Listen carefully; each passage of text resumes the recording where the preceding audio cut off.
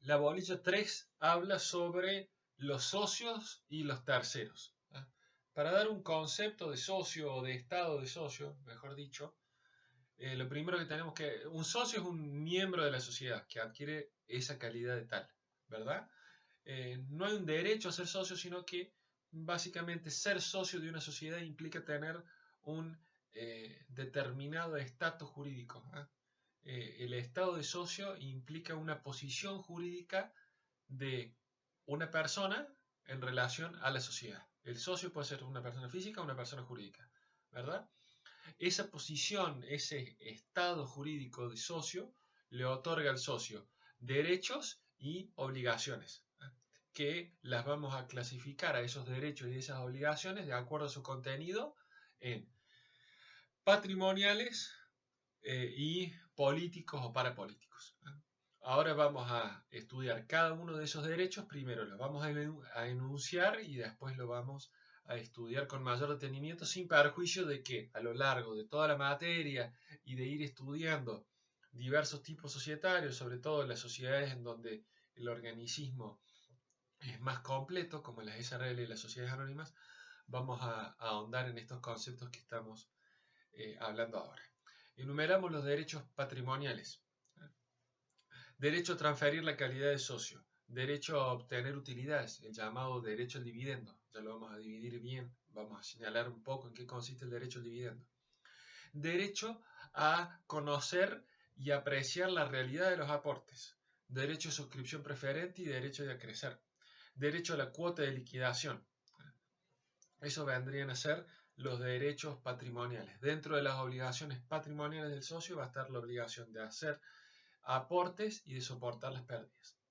Y dentro de los derechos políticos vamos a tener el derecho de participar en el gobierno de la sociedad, el derecho de voz y el derecho de voto. Son dos derechos que están inescindiblemente unidos, pero son dos derechos distintos.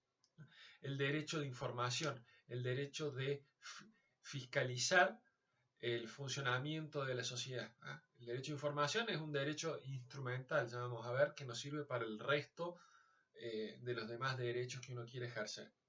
El derecho de receso, el derecho de actuar o la posibilidad de controlar la administración y hacer funcionar los órganos de fiscalización de la sociedad. El derecho de obtener la certificación de la calidad de socio y el derecho de impugnar actos jurídicos de la sociedad, ya sea que emanen del órgano de administración o que emanen del órgano de gobierno. Como obligación, si se quiere, para política, tenemos la obligación de actuación leal en relación a la sociedad, una obligación netamente de buena fe. Vamos a ir analizando sintéticamente estos derechos que hemos hablado. Primero vamos a hablar de los derechos patrimoniales. Derecho a transferir la calidad de socio, artículos 153, 214 y 131 de la ley, nos dice cómo se tiene que o cómo se lleva a cabo o cómo se puede llevar a cabo, bajo qué forma se lleva a cabo la transferencia de la calidad de socio en cada uno de los tipos de sociedades que hemos estado hablando. Las sociedades personalistas, las SRL y las sociedades por acciones. Derecho al dividendo, el derecho a obtener utilidades. En principio, la primera distinción que tenemos que tener es el derecho genérico al dividendo, un derecho que no se puede prohibir, ya lo habíamos hablado en la bolilla anterior en relación a la posibilidad de obtener beneficios. Y otra cosa es el derecho al dividendo, si uno lo analiza de manera específica o concreta, que uno va a tener derecho al dividendo como socio siempre que la sociedad haya tenido ganancias. Por supuesto, si la sociedad no tuvo ganancias, yo no tengo derecho a obtener utilidades. Y esa obtención de ganancias y esa posterior obtención de utilidades por parte del socio está sujeta a determinados requisitos específicos. Lo vamos a ver bien más adelante cuando estudiemos sobre todo el artículo 68 y concordantes de la ley que nos habla, que nos permite diferenciar el derecho genérico al dividendo del derecho al dividendo específico. El derecho de suscripción preferente y el derecho de acrecer son dos derechos distintos, pero que se encuentran íntimamente relacionados. Esto está bien regulado en el artículo 194, lo vamos a volver a estudiar cuando veamos sociedades anónimas, pero básicamente se los podría definir de la siguiente manera. Habíamos hablado que el capital es un elemento estático el capital social es un elemento estático del instrumento constitutivo. Es una cifra fija en el instrumento constitutivo. Ahora esa cifra yo la puedo aumentar. La voy a poder aumentar, o sea, establecer un monto mayor de capital social modificando el instrumento constitutivo. Cuando yo modifico el capital social y lo aumento, los socios tienen dos derechos, el derecho de suscripción preferente y el derecho de crecer. Esto sale en cualquier libro, me interesa que lo conceptualicemos de la siguiente manera. El derecho de suscripción preferente es el derecho que se le otorga a los socios de suscribir las nuevas acciones o las nuevas participaciones societarias que vaya a emitir la sociedad como consecuencia de ese aumento de capital. Como aumenta el capital, vamos a tener que aumentar las participaciones de los socios. Los socios tienen derecho a realizar ellos la suscripción de esas nuevas participaciones societarias con preferencia a cualquier tercero. Ese es el derecho de suscripción preferente, que no es un derecho absoluto, eso también hay que decirlo. Va a haber casos en donde se va a poder suspender o morigerar su ejercicio para que en vez de los socios suscriban terceros, pero esa es la idea. Derecho de suscripción preferente es ante un aumento de capital y hay nuevas participaciones societarias para suscribir, yo poder suscribir ese capital con anterioridad o con preferencia a terceros. El derecho de crecer se da o es el derecho que se le concede a aquellos socios que han ejercido el derecho de suscripción preferente para poder acrecentar su participación societaria respecto de la participación que le hubiera correspondido a los demás socios que no han ejercido el derecho de suscripción preferente. Entonces han quedado participaciones societarias sin suscribir. Entonces, a esos socios que han ejercido el derecho de suscripción preferente en un primer momento, en un segundo momento pueden ejercer el derecho de crecer, suscribir las acciones que no hubieran suscripto los socios, ejerciendo su derecho de suscripción preferente. Como ellos no ejercieron ese derecho, los socios que sí lo ejercieron pueden acrecentar su participación sobre esas participaciones sobre las cuales no se ejerció ese derecho. Creo que más o menos se entiende. De cualquier forma, está en cualquier libro. ¿Cómo le ejercen al derecho de crecer? Se ejerce de acuerdo al porcentaje de participación que cada socio que lo quiere ejercer, son derechos que se ejercen, no son obligatorios, cada socio que lo quiere ejercer, lo va a ejercer respetándose la proporcionalidad que cada uno tenía con anterioridad al aumento de capital. Artículo, dijimos, 194 de la ley, ya lo vamos a ver en materia de sociedades anónimas, lo vamos a ver con mayor detalle.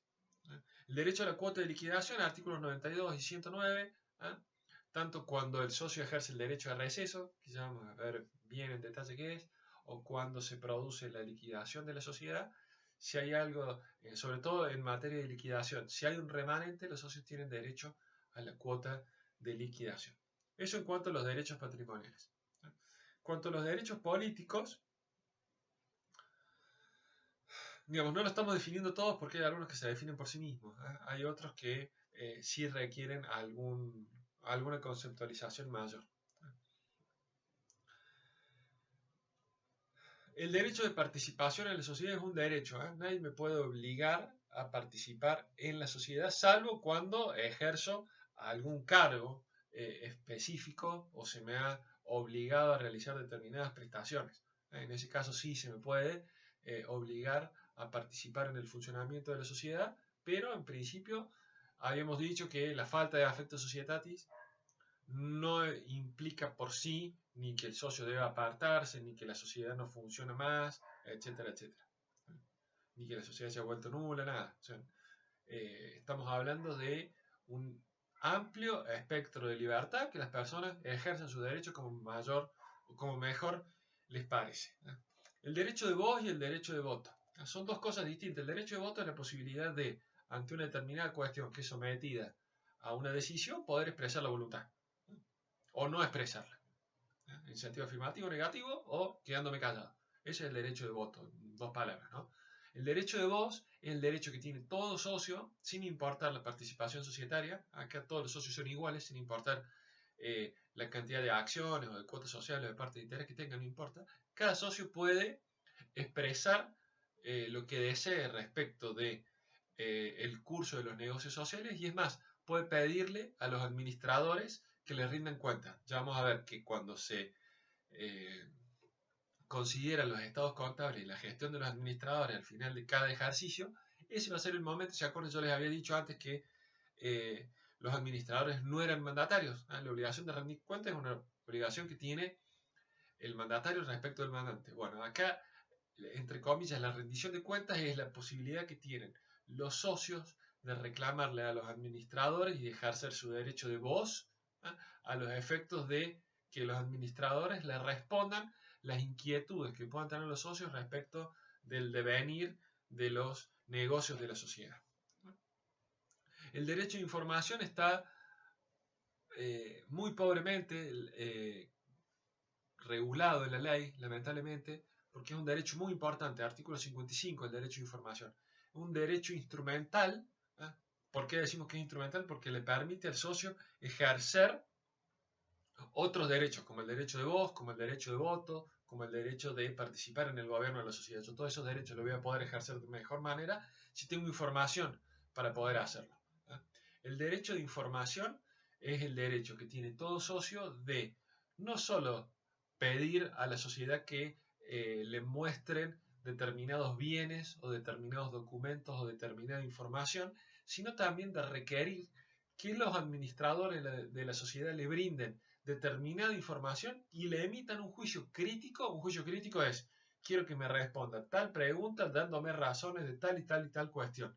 No que simplemente se limite a decirme, bueno, los libros de la sociedad o la documentación de la sociedad está a su disposición para cuando quiera verla en la sede social. No, el derecho de información permite al socio requerir, siempre ejercido de buena fe, requerirle a la administración de la sociedad determinada información y la emisión de juicios críticos que le permitan a ese socio el día de mañana tomar decisiones. Artículo 55, habíamos dicho. El derecho de receso es otro derecho también que lo vamos a conceptualizar más adelante. Es la posibilidad del socio de retirarse de la sociedad cuando acaecen o cuando tiene lugar alguna de las circunstancias previstas normativamente que habilitan ese derecho de receso. El socio tiene derecho a irse porque se ha alterado su consentimiento contractual que diera al momento de incorporarse a la sociedad como socio, se ha alterado, se le han cambiado entre comillas las reglas de juego y el socio decide retirarse de la sociedad. Ante ese supuesto, corresponderá que la sociedad le reintegre el valor de la participación que tenía el socio. Hay algunos supuestos. Básicamente el derecho de receso del socio está regulado específicamente en cada tipo social, porque no es que el socio se va de la sociedad cuando quiere. En principio esto no es así. Tiene que estar establecido para que los socios, cuando el barco anda mal, no lo abandonen, digamos. Esa es un poco la idea. Vamos a ver que en cada tipo social está regulado de manera específica. Había otro derecho político, de esto que estamos viendo en último término, era el derecho de impugnar actos de la sociedad. La sociedad como persona puede llevar a cabo actos que emanan de sus órganos, del órgano de administración y del órgano de gobierno. Esos actos que emanan, ya sean las reuniones de directorio o las asambleas, las decisiones que se tomen en las reuniones de directorio en las sociedades anónimas, las decisiones que se tomen en las asambleas en las sociedades anónimas, que también es extrapolable a las reuniones de socios o a las reuniones de la gerencia, las SRL, o a las reuniones de socios o a las reuniones de administradores en las sociedades personalistas. Todas esas decisiones son actos jurídicos y como actos jurídicos van a poder ser impugnados de nulidad, como cualquier otro acto jurídico. Eso es un derecho que se le concede a todo socio, por mal que no esté regulado en la ley de manera clara y sistemática y en la parte general como correspondiera que esté, se entiende que le corresponde a todos los socios, aplicando por analogía el régimen establecido para las sociedades anónimas y para los actos jurídicos en general.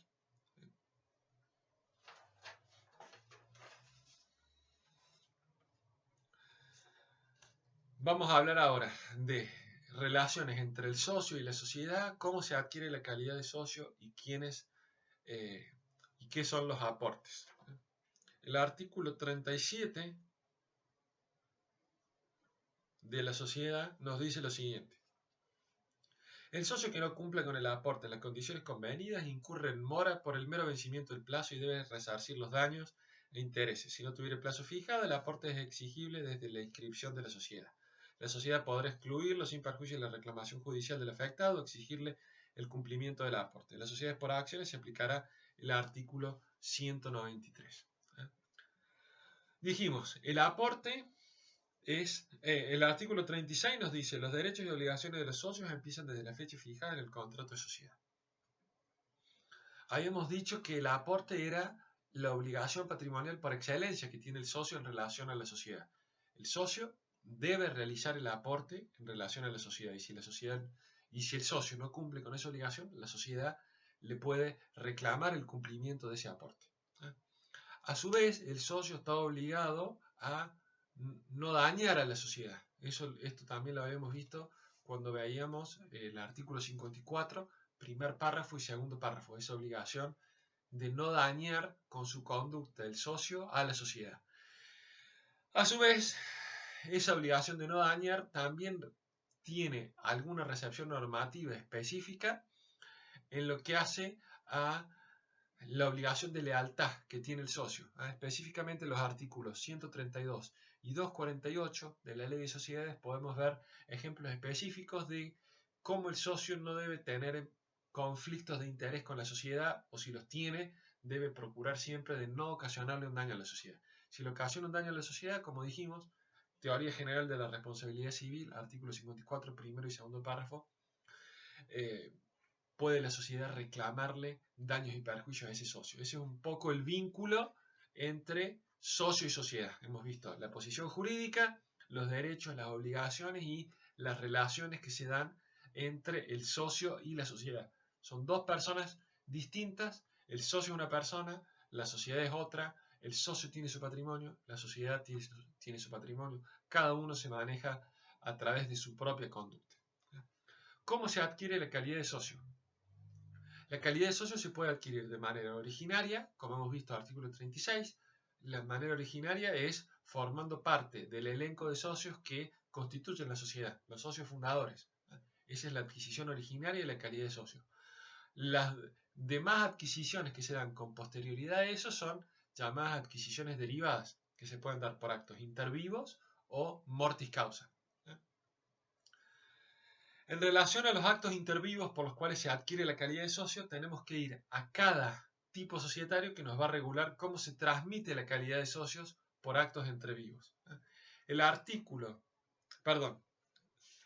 en materia de sociedades personalistas, el artículo 131 nos habla de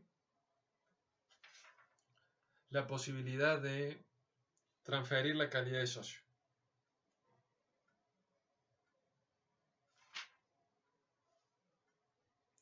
Lo mismo que el 125.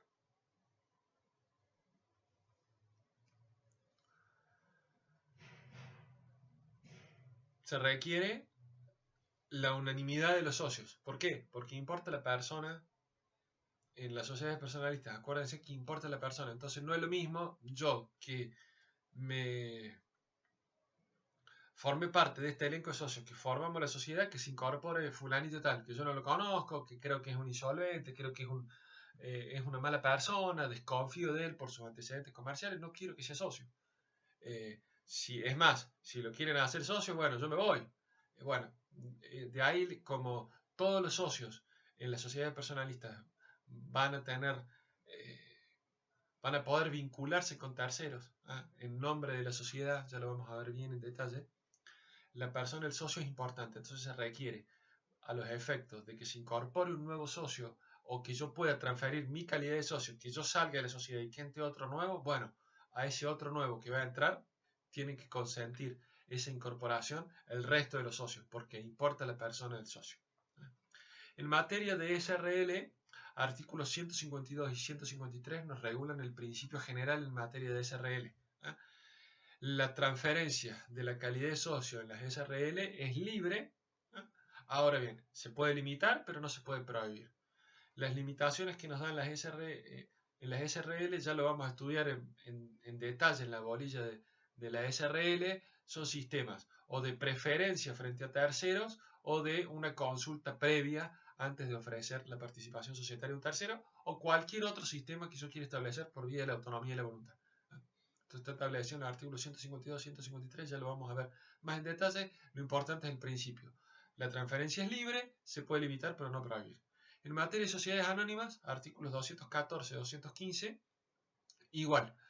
La transferencia es libre, se puede limitar, pero no se puede prohibir. Una cosa que me olvidé de decirles, cómo se transfiere la calidad de socio en las SRL. En las SRL, el contrato en virtud del cual se transfiere la calidad de socio es una cesión de derechos. Es un contrato en donde vamos a tener un cedente, que es el socio que transfiere su participación, un cesionario, que es el socio que adquiere la participación societaria. Una cesión de derechos en donde hay un tercero al cual hay que notificar. Ese tercero es la sociedad. Entonces vamos a tener cedente, cesionario y tercero. Va a haber que notificar a la sociedad de esa cesión de derechos, de esa cesión de cuotas sociales, y además vamos a tener que inscribir en el registro público de comercio esa modificación societaria. El nombre del nuevo socio va a tener que inscribirse en el registro público de comercio. En materia de sociedades anónimas, el contrato a través del cual se transfiere la participación societaria es un contrato de transferencia de acciones. Vamos a tener un enajenante, la persona que transfiere, y un adquirente, la persona que compra esa participación societaria. Vamos a tener que notificarle a la sociedad de la misma manera que en las SRL, pero acá no se va a inscribir en el registro público la transferencia de acciones, no se va a inscribir en el registro público el nuevo titular de las acciones, sino que se va a inscribir en un libro interno de la sociedad que se llama Libro de Registro de Accionistas.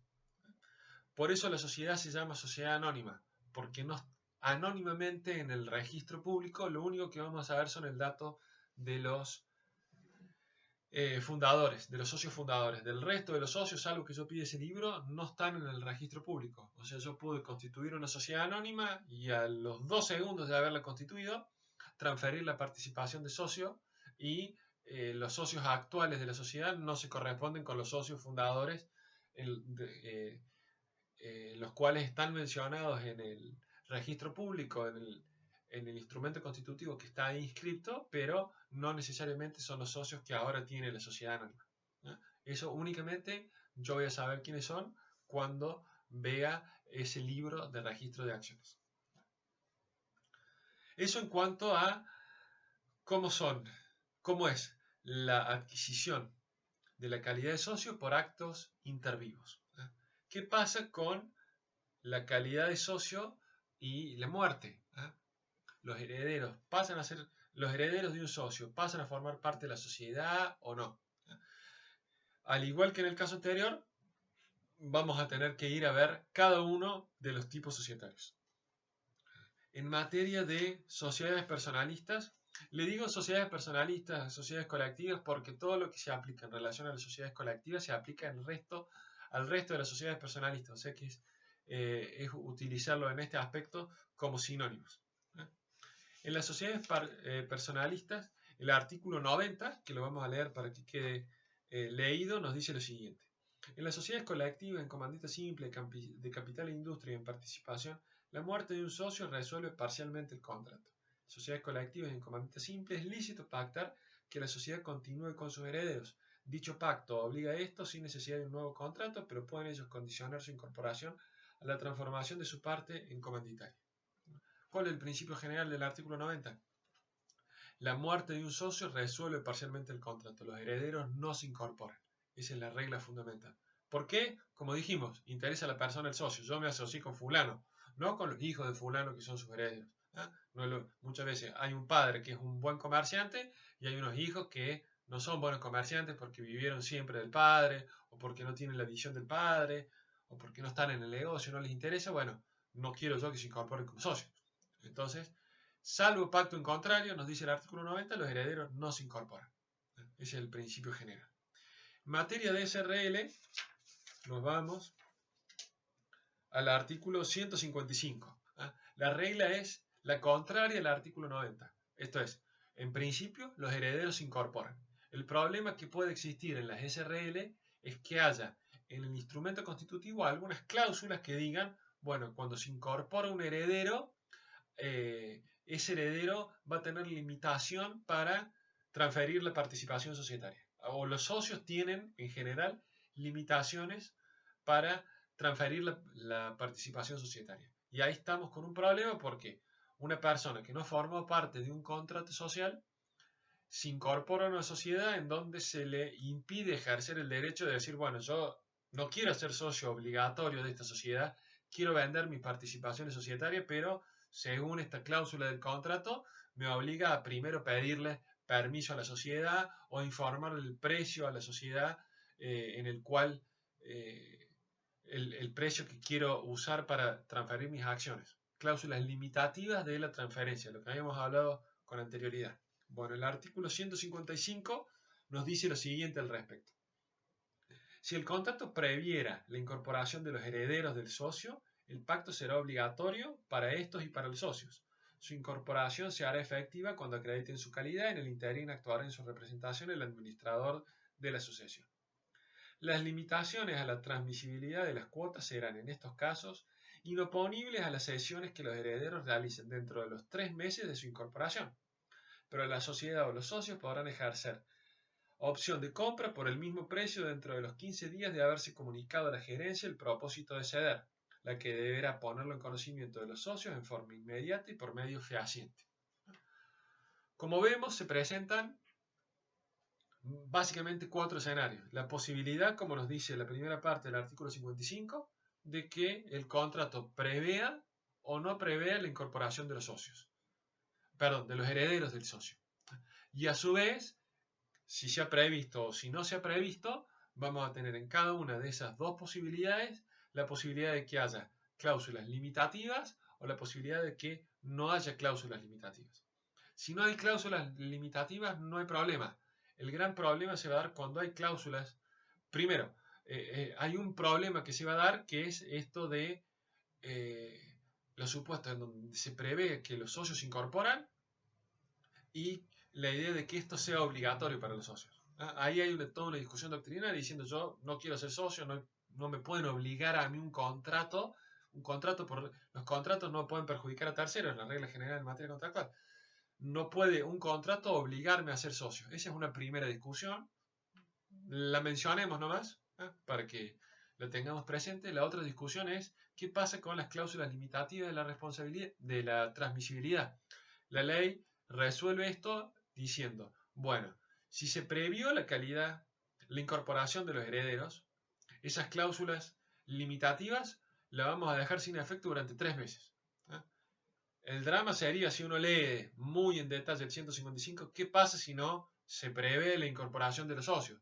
Bueno, la doctrina dice, por más de que no haya una cláusula que diga que los socios se incorporen, si no hay cláusula, pero hay cláusulas limitativas de la transmisibilidad, igual esas cláusulas limitativas de la transmisibilidad también quedan sin efecto durante 3 meses. Haya cláusula de incorporación de los socios o no haya cláusula de incorporación de los socios. Porque la redacción del 155, cuando dice si en el contrato se previera la incorporación, en el primer párrafo y en el segundo párrafo, cuando dice en estos casos, puede dar lugar a alguna discusión. Con que sepamos estos 4 escenarios y más o menos los problemas que se suscitan, estamos bien. El artículo 55 tiene esa complejidad. En materia de sociedades anónimas no tenemos ninguno de estos problemas. La regla es, en caso de muerte de un socio, de un accionista, que así se llaman en las sociedades anónimas, si se muere un accionista, los herederos se incorporan como heredan las acciones como cualquier otro bien. No tienen ningún problema, pueden hacer lo que ellos quieran con las acciones. ¿Por qué se puede perder la calidad de socio? por qué se puede extinguir el estado de socio. Yo puedo dejar de ser socio de la sociedad porque me muero, fallecimiento del socio, porque transfiero mi calidad de socio a otra persona, porque se resuelve el vínculo que yo tenía con el socio, con la sociedad, perdón, una resolución parcial, porque se me excluye, porque soy un incapaz y ahí estamos ante un supuesto de nulidad vincular, etcétera, etcétera. El supuesto de resolución parcial, que ya lo vamos a ver. Porque ejerzo el derecho de receso, número 4, o porque la sociedad se disuelve, mejor dicho, se disuelve y se liquida. Se liquida, se cancela la matrícula y yo, como la sociedad deja de existir, yo dejo de existir como socio de la sociedad. Esos son los 5 supuestos de extinción de la calidad de socio. Acá más o menos estamos en 30 minutos. Vamos a pasar ahora a estudiar o a avanzar un poco más en materia de aportes. ¿Qué son los aportes? ¿En qué pueden consistir? ¿Y qué pasa cuando los socios no integran los aportes? Habíamos dicho que el aporte era un elemento esencial del contrato social. Sin aportes no hay socios. Y en el instrumento constitutivo debía constar específicamente cuál era el aporte del socio. Habíamos dicho en qué podía consistir. Podía consistir en una obligación de dar o de hacer, la obligación de hacer solo en determinadas sociedades, en las personalistas. En las sociedades en donde los socios limitan su responsabilidad, siempre tiene que ser una obligación de dar. Una obligación de dar que puede ser dar en propiedad, dar en uso y goce, y hemos visto qué se puede dar. Se puede dar dinero, bienes inmateriales o bienes en especie. Bienes inmateriales, créditos. ¿Hay alguna obligación de decir, no, tal sociedad se admite únicamente aportes en dinero? No. Hay plena autonomía de la voluntad. Los socios deciden qué es lo que van a aportar, cómo lo van a aportar y bajo qué reglas. Lo único que nos exige la ley es en algunos supuestos decir, bueno, se tiene que integrar el 100% o se tiene que integrar o puede integrar menos del 100%. Artículos 36, 37 y ya vamos a ver qué pasa en cada uno de los tipos societarios. Habíamos dicho, distingamos capital suscripto de capital integrado. Capital suscripto siempre se tiene que suscribir al 100%. El capital integrado va a depender si es en especie o en dinero. Los artículos se los voy a dejar para que lo lean ustedes directamente. Artículo 125 para las sociedades personalistas, 149 para las SRL, 186, 187 para las sociedades anónimas. Nos hablan un poco de esto que estamos hablando de suscripción del capital, integración del capital cuando es suma de dinero, integración del capital cuando es bienes en especie. Dijimos siempre la suscripción tiene que ser el 100%. Ahora, puede ocurrir que la integración no sea el 100%, que los socios en el instrumento constitutivo no hayan integrado el 100% del capital y se obliguen a integrarlo en un lapso de tiempo. Dijimos, van a ver, mejor dicho, que el máximo de tiempo son 2 años, pueden ser menos, pueden los socios tranquilamente por autonomía de la voluntad decir, bueno, en un año me tiene que integrar el saldo de lo que hubiera integrado. El mínimo es 25, yo puedo integrar lo que yo quiera, superando el mínimo, pero el saldo como máximo 2 años. Después, dentro de ese plazo de 2 años, en el instrumento constitutivo se puede establecer los plazos de integración como los socios quieran. ¿Qué pasa si los socios no integran? Ahí hemos mencionado anteriormente que una obligación principal de los socios era realizar los aportes. Era una obligación que tenía el socio frente a la sociedad, la persona del socio frente a la persona de la sociedad. El artículo 37 nos regula específicamente la mora en la integración de los aportes. Y esto es importante porque nos da una sanción muy grave en materia de mora en la integración de los aportes. Nos dice La mora es automática, primera cuestión. La sociedad no requiere intimar al socio moroso a que cumpla con su obligación de aportar. No aportó y directamente no aportó en el plazo convenido que tenía que aportar y se encuentra en mora. No necesita ninguna intimación. La mora es automática. Y lo que produce la sanción que trae aparejada la mora en la integración de los aportes es la exclusión. No requiere iniciar ningún proceso judicial para requerir la exclusión del socio, sino que el socio queda excluido de pleno derecho. ¿Por qué les hago esta diferenciación? Porque vamos a estudiar otros supuestos en la ley en donde la acción de exclusión es algo que se tiene que hacer por vía judicial, cuando la exclusión se solicita como una sanción ante una inconducta grave del socio, una injuria grave del socio, en donde se requiere que sea el juez el que diga o el que convalide la gravedad de esa conducta y la viabilidad de esa sanción de exclusión. En materia de integración de los aportes, la mora es automática y por ende corresponde la sanción de exclusión. ¿Es obligatorio excluir al socio? No. La sociedad puede hacer dos cosas. Puede reclamarle al socio la integración de los aportes morosos o puede excluirlo. Puede hacer cualquiera de las dos cosas sin necesidad de rendirle cuentas a nadie ni de ir a la justicia para hacerlo.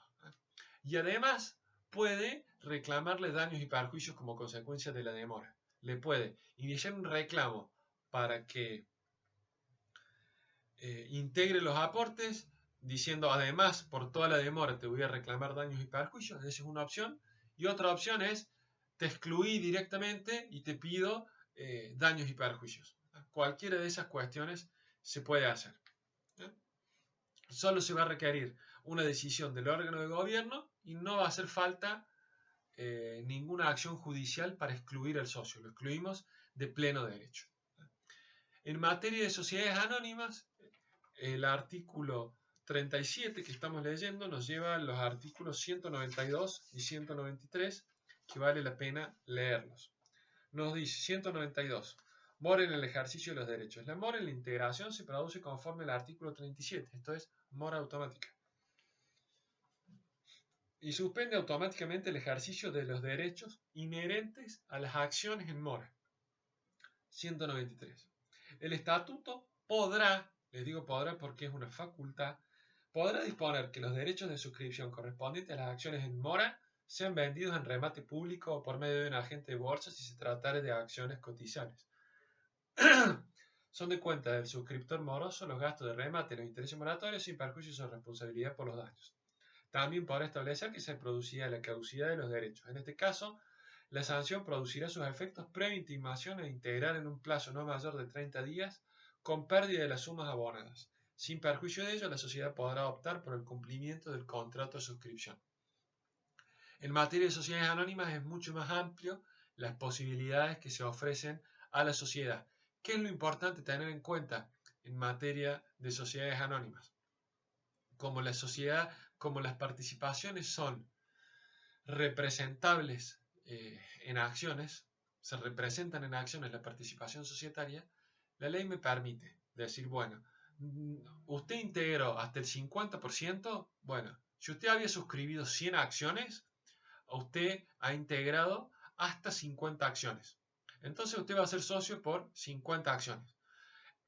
El resto, las acciones no integradas, esas 50 acciones no integradas, yo las voy a poder vender a través de un remate por un agente de bolsa para que se incorpore un tercero a la sociedad. Usted deja de ser socio por esas acciones. Es distinto a la sanción que habíamos visto con anterioridad en relación al artículo 37 y esa exclusión automática. Eso es lo importante a tener en cuenta en materia de exclusión. El artículo 37, como dijimos, lo importante es que la exclusión es automática, con la particularidad de las sociedades anónimas que hemos visto.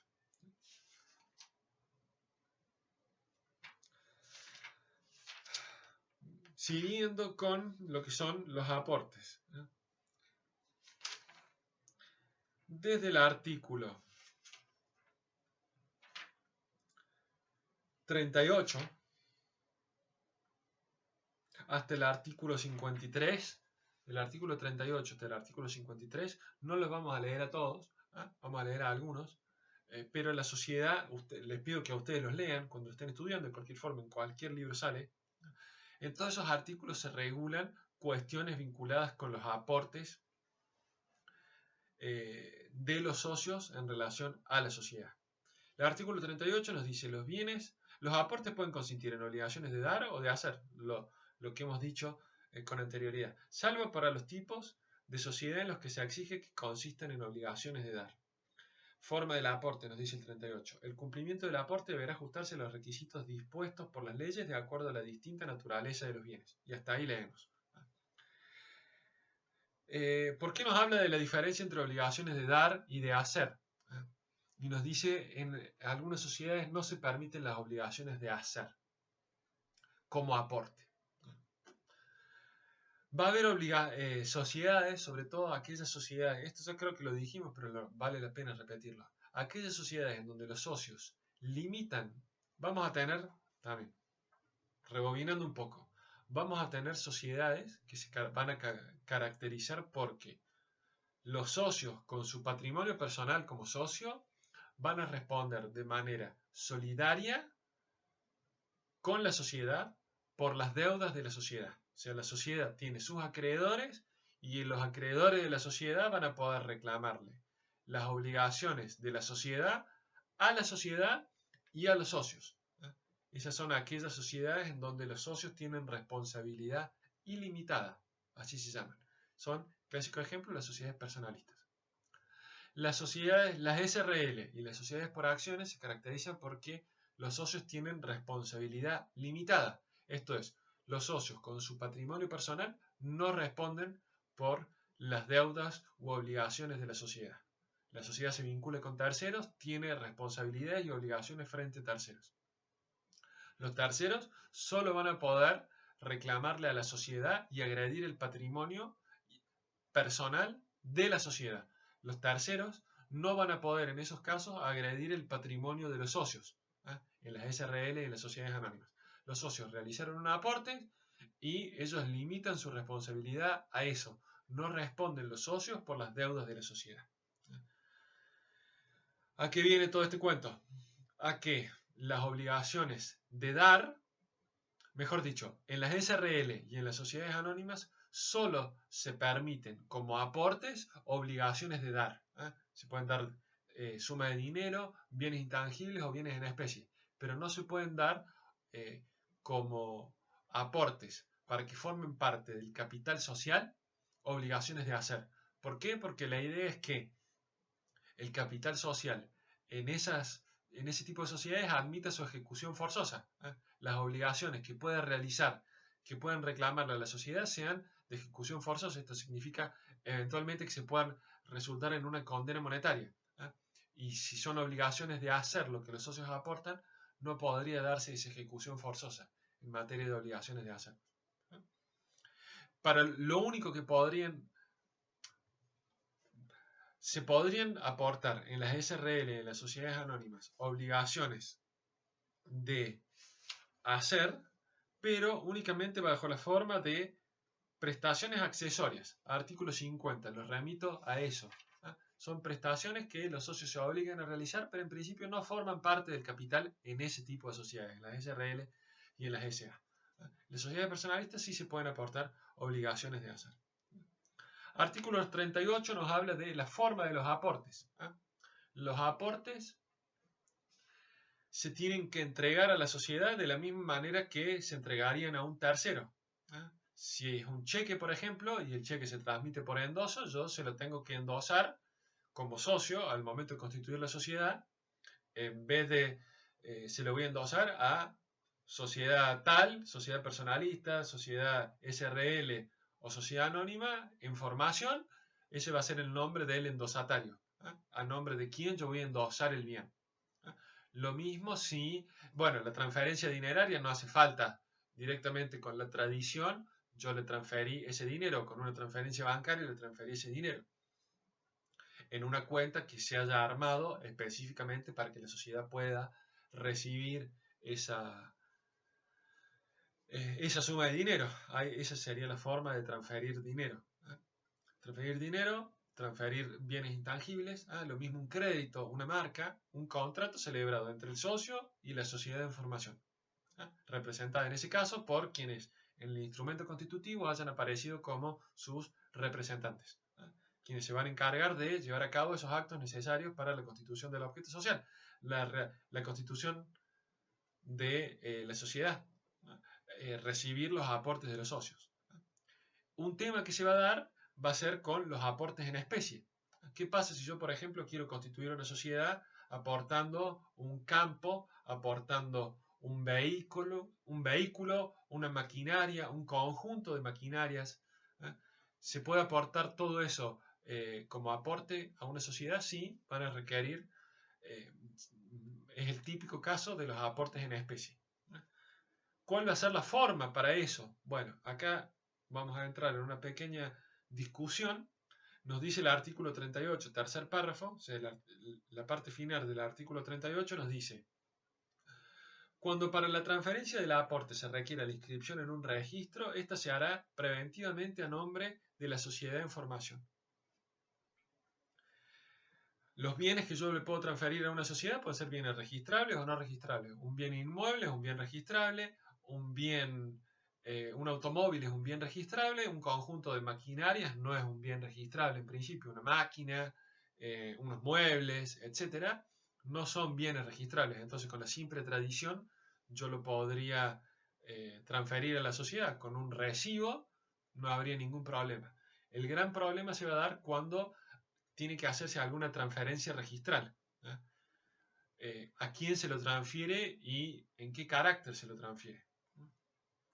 La ley utiliza un término que ha motivado alguna disquisición doctrinaria. Dice: la inscripción en el registro que corresponde, el registro inmobiliario, el registro de automóvil, se hará preventivamente a nombre de la sociedad de información.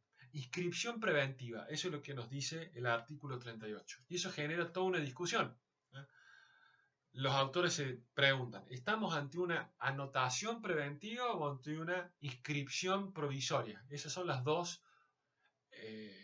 denominaciones registrales en la ciencia registral y en el derecho registral, en la manera en que pueden anotarse los bienes o los cambios que pueden darse en relación al registro de un bien. Una anotación preventiva es algo propio de las medidas cautelares.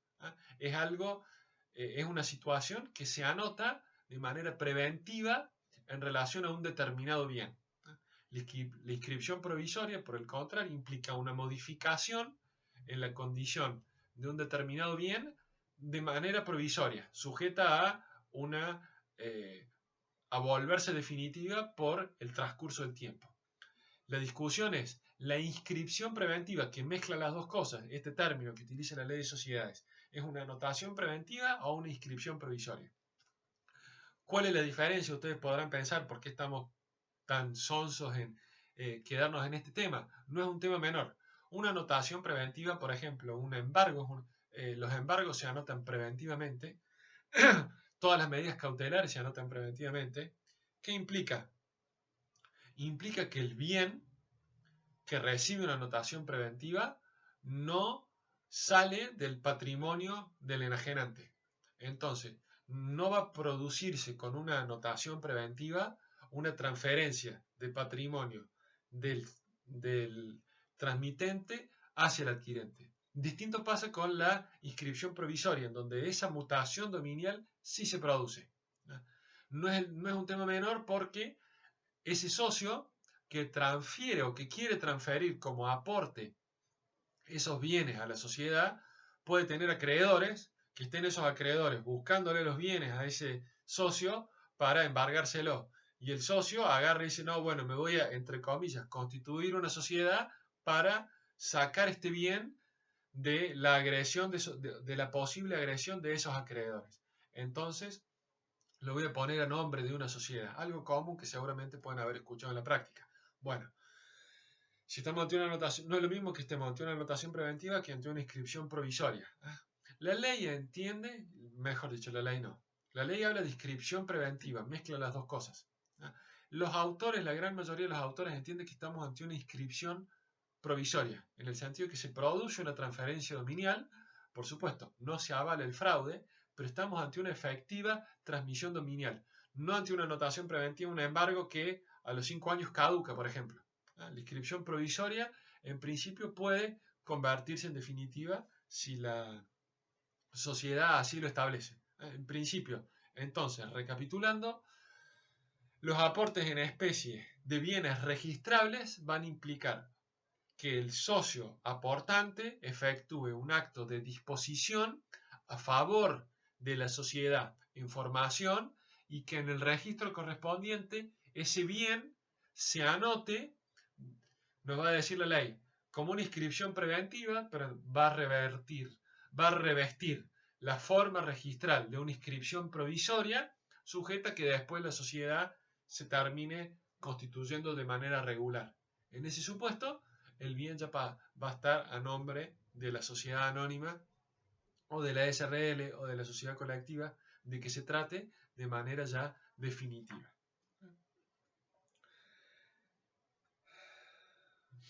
Artículo 39, ya lo hemos leído, en las sociedades de responsabilidad limitada y por acción el aporte debe ser de bienes determinados susceptibles de ejecución forzada. Artículo 40, 41 y 42 regulan cómo se aportan derechos, créditos o títulos cotizables.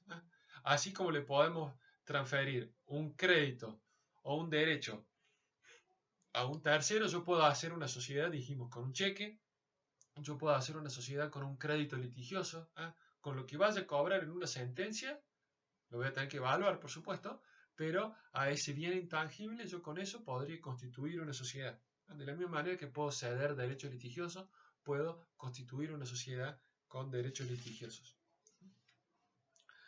El artículo 43 me dice que bienes que estén sujetos a un gravamen, pensemos en algún bien prendado o en algún bien hipotecado, van a poder aportarse como aportes, valga la redundancia, a una sociedad, pero el valor que se les va a dar va a ser solo por la parte no afectada con el gravamen. O sea, vamos a tener que deducirle el valor del gravamen. Tenemos un bien, un automóvil, por ejemplo, que vale 300.000 pesos y tiene una prenda por 90.000 pesos. Bueno, yo lo voy a poder aportar por 210.000 pesos a ese bien, pero lo voy a poder aportar de la misma manera que aportaba un automóvil que no estaba sujeto a un gravamen, con todo lo que ya hemos visto del artículo 38. Artículo 43. Artículo 44 nos dice, yo voy a poder incluso aportar para constituir una sociedad un fondo de comercio. Un fondo de comercio, lo único que en vez de transferirlo el socio a un tercero, o sea, el enajenante del fondo de comercio, siguiendo el trámite establecido en la ley 11867, en vez de transferirlo a un tercero a través de todo el procedimiento que tiene que hacer, se lo transfiere a la sociedad. De igual manera, tiene que hacer todo el procedimiento de transferencia de fondo de comercio. Algo muy raro, pero bueno, la ley lo prevé. En relación a los aportes de uso y goce, hasta ahora estamos hablando de aportes de dar en propiedad. El artículo 45 nos dice hay que ver los tipos societarios específicos. En materia de SRL y de sociedades anónimas, los aportes solo pueden ser en propiedad, no pueden ser en uso y goce. Yo no le puedo aportar un bien, les aporto el uso de mi departamento. No, como si tuviera una suerte de contrato de alquiler. No, no se puede para las sociedades anónimas y para las sociedades de responsabilidad limitada. Únicamente pueden ser obligaciones de dar, bienes de cualquier tipo, pero obligaciones de dar en propiedad. No de dar el uso y goce, sino de dar el dominio. Artículo 45. Artículos 46, 47 y 48 nos hablan de la garantía de evicción en materia de aportes. También la doctrina entiende que así como se aplica la evicción en materia de aportes, se aplica la garantía por vicios redivitorios. no solo la garantía por evicción, sino la garantía por vicios redivitorios que contempla el Código Civil y Comercial. Vicios redivitorios ocultos, vicios ocultos redivitorios y vicios ocultos no redivitorios. ¿Qué es lo que permite la garantía en evicción? Si un socio le transfirió a la sociedad un determinado bien y ese bien, en virtud de ese bien, la sociedad termina siendo evicta, despojada de ese bien por alguna cuestión relacionada con la realidad jurídica de ese bien, la sociedad va a poder, además de aplicarle los principios generales de la evicción en materia del Código Civil, o sea, reclamarle cualquier daño y perjuicio que pudiera haber ocurrido, va a poder excluir a ese socio como consecuencia de la evicción. O sea, el socio aportante, de la misma manera que el transmitente, en una obligación onerosa en el Código Civil, el enajenante, el socio aportante, en este caso, va a garantizarle al adquirente la obligación de saneamiento en sus dos formas: evicción y vicios ocultos, redivitorios o no redivitorios. La sanción específica en materia de sociedades, como hemos visto, es la exclusión. Además está el tema de los daños y perjuicios, que eso aplicamos las reglas generales del Código Civil. Seguimos con lo que nos dice la ley. Otro punto que nos queda ver es el tema de la evaluación de los aportes en especie. Hemos visto que los aportes en dinero es muy simple, se aportan por el valor que tiene el dinero. El problema va a ser con aquellos bienes que no tengan una entidad dineraria, que los tendremos que evaluar, los aportes en especie. Los socios van a tener, ¿qué implica la evaluación de los aportes en especies? Todo aporte tiene que ser evaluado en efectivo. ¿Por qué? Yo transfiero un automóvil, transfiero un inmueble a la sociedad, yo voy a tener que traducir ese aporte en dinero, porque acuérdense que la suma de los aportes me va a dar el capital social. Y el capital social, el aporte de cada socio va a determinar el porcentaje que ese socio tenga en la sociedad. El porcentaje que me va a determinar, de acuerdo a la función organizativa del capital social, me va a determinar cuánta participación tengo yo, qué derechos voy a tener en relación a las utilidades, qué obligaciones voy a tener en relación a las pérdidas. Yo voy a obtener utilidades o soportar pérdidas de acuerdo a la participación societaria que tenga, y la participación societaria va a estar determinada por mi aporte. Y la regla de medida, la unidad de medida va a ser el dinero. De ahí que los aportes en especie, los aportes en dinero no hay problema porque ya están expresados en dinero, pero los aportes en especie van a tener que estar valuados en dinero. Los artículos 51, 52, 53 y 169 de la ley nos establecen sistemas de evaluación. Esto es, cómo se evalúan los aportes en especie, cómo darle un significado monetario a esos bienes. Y tenemos que diferenciar dos cuestiones: las sociedades personalistas y las SRL por un lado, y las sociedades anónimas por el otro. En las sociedades personalistas y en las SRL tenemos tres sistemas. La primera alternativa es evaluarlos de acuerdo a lo que se establezca en el contrato, o sea, la alternativa contractual. Los bienes valen lo que se ha establecido en el instrumento constitutivo que valen. La otra es señalar que los bienes valen el precio de plaza. Y la tercera es requerirle al juez, a la autoridad de contralor, en este caso el juez comercial en la provincia de Córdoba, que establezca una pericia, y que sea el perito judicial el que establezca el valor de ese bien. El valor de ese bien va a determinar el valor de ese aporte. Esos son los tres sistemas: contractual, precio de plaza y pericia judicial. Pericia llevada a cabo, para decirlo de manera más genérica, pericia llevada a cabo por el organismo de contralor. En la sociedad anónima, la evaluación, o tenemos tres sistemas de evaluación. No se admite la posibilidad de establecerlo libremente en el contrato, sino que los sistemas van a ser tres: el valor de plaza, el valor que resulte de información emanada de reparticiones estatales o de bancos oficiales y, al igual que en el caso anterior, la evaluación pericial. En este caso, ante la autoridad de Contralor, realizar una pericia y sea el perito designado quien establezca el valor correspondiente a ese bien.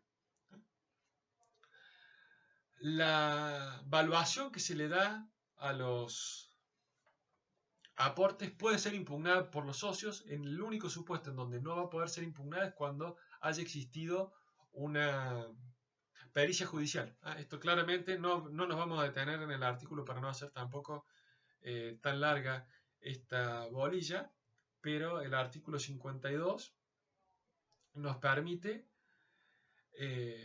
impugnar el artículo 52 y el artículo 51, tercer párrafo, le va a permitir a los socios y a los acreedores impugnar la evaluación del aporte. Incluso la evaluación judicial van a poder impugnar los socios la evaluación pericial cuando son notificados de ellos. Pero los acreedores, por ejemplo, no van a poder impugnar la evaluación pericial. Esto lo dicen claramente, como dijimos, el artículo 52 y el 51, tercer párrafo. Lo último que nos queda de esta bolilla son los relativos artículos 54. Los artículos 56 y 57 relacionados con qué pasa con la sentencia de las sociedades en relación a los terceros. Lo que hay que tener en cuenta es que, lo que ya venimos diciendo, existe una separación patrimonial entre la sociedad y los socios. El artículo 56, algún cuestionamiento constitucional nos genera en el siguiente sentido. Lo vamos a leer. La sentencia que se pronuncie contra la sociedad tiene fuerza de cosa juzgada contra los socios en relación a su responsabilidad social y puede ser ejecutada contra ellos previa exclusión de los bienes sociales según corresponda con el tipo de sociedad de que se trate. En principio, este artículo 56 es únicamente aplicable a aquellas sociedades donde los socios no limitan su responsabilidad por las deudas sociales, ¿no? Aquellas sociedades donde los socios tienen responsabilidad ilimitada. El gran problema constitucional que se plantea y que los autores discuten al respecto es esta idea de poder ejecutar la sentencia contra los socios directamente, por más de que los socios no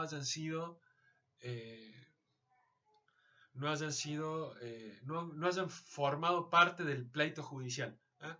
En este sentido se discute si los socios no han tenido posibilidad de defenderse, no han ejercido su derecho de defensa, se tienen que tolerar que una sentencia se les ejecute en su contra, cuando a lo mejor la propia sociedad ha sido negligente en su defensa. Una discusión doctrinaria que se plantea. Artículo 57 nos dice lo siguiente. Eso, por supuesto, el artículo 56 en materia de sociedades anónimas no va. Una sentencia dictada contra una sociedad anónima, yo no voy a poder ejecutarla contra los socios de esa sociedad anónima o de esa SRL.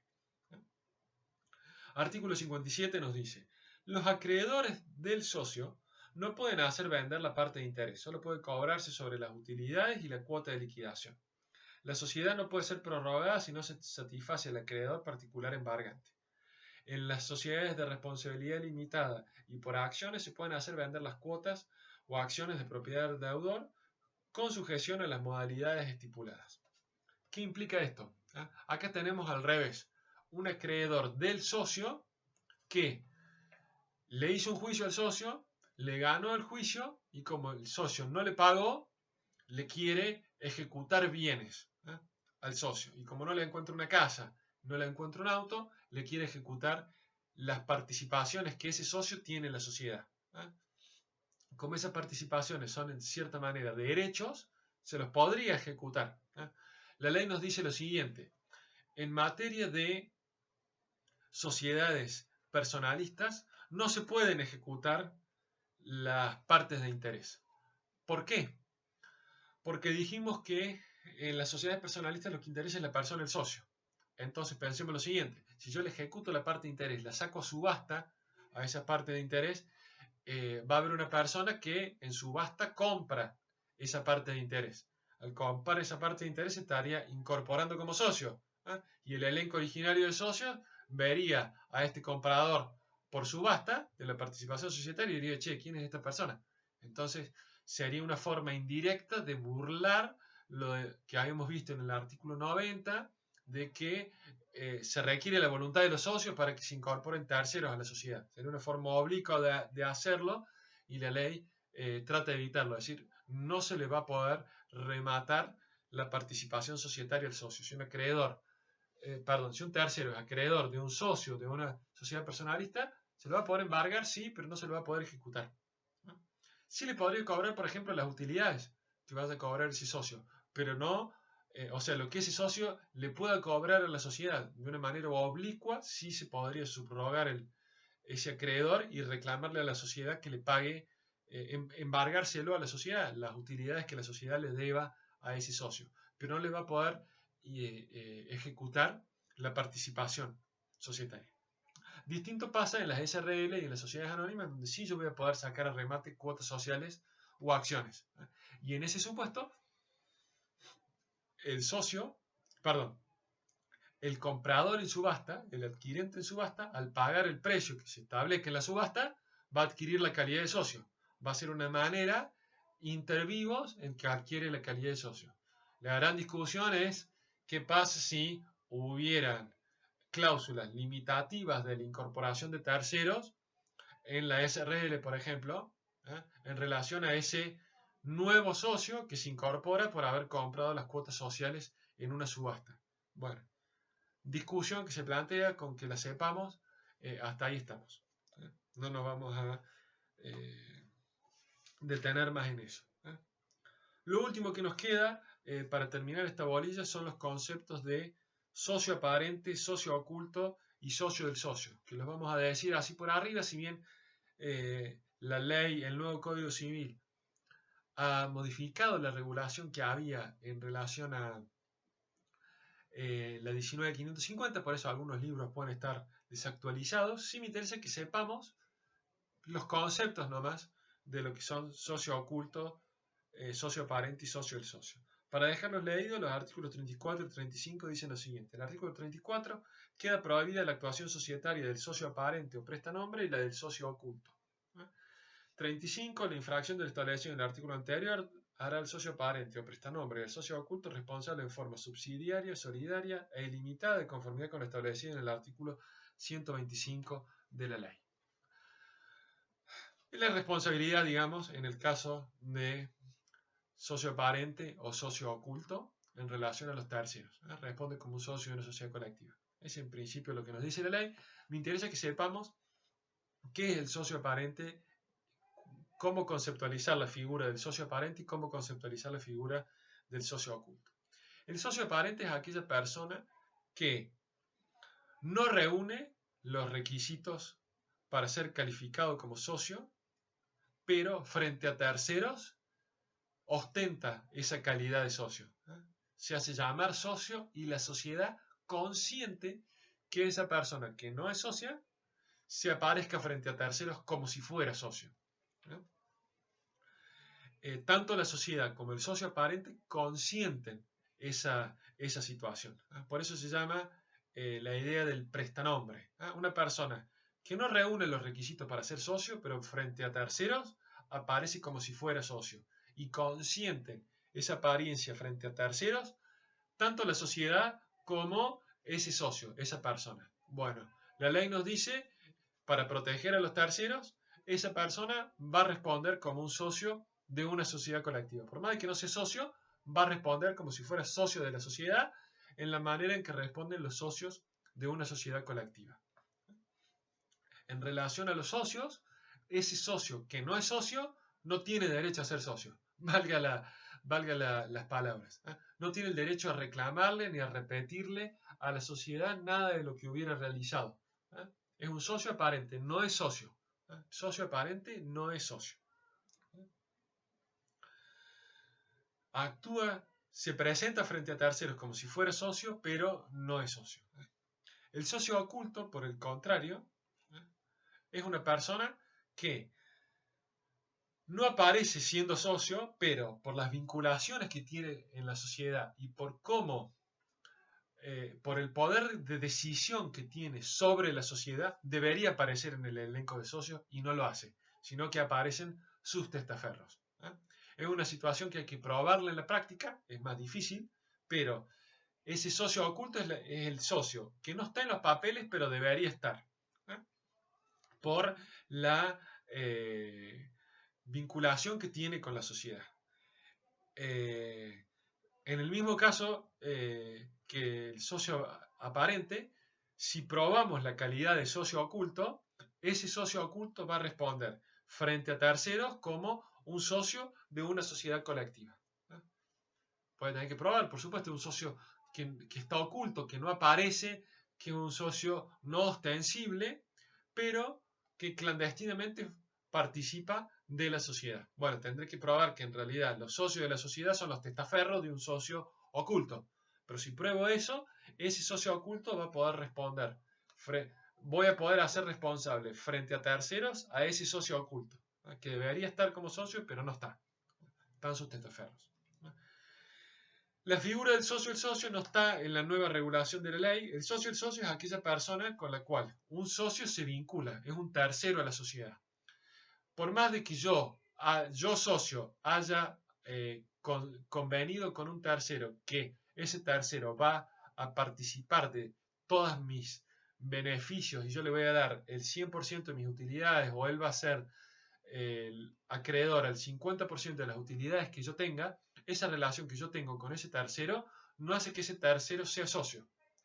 Lo que se llama el socio, o sea, la vinculación que yo puedo tener con un tercero, ese socio del socio no es socio de la sociedad. Eso es un poco lo que nos dice la doctrina cuando estudiamos estas figuras de socio aparente, socio oculto y socio del socio. Con esto terminamos la bolilla 3.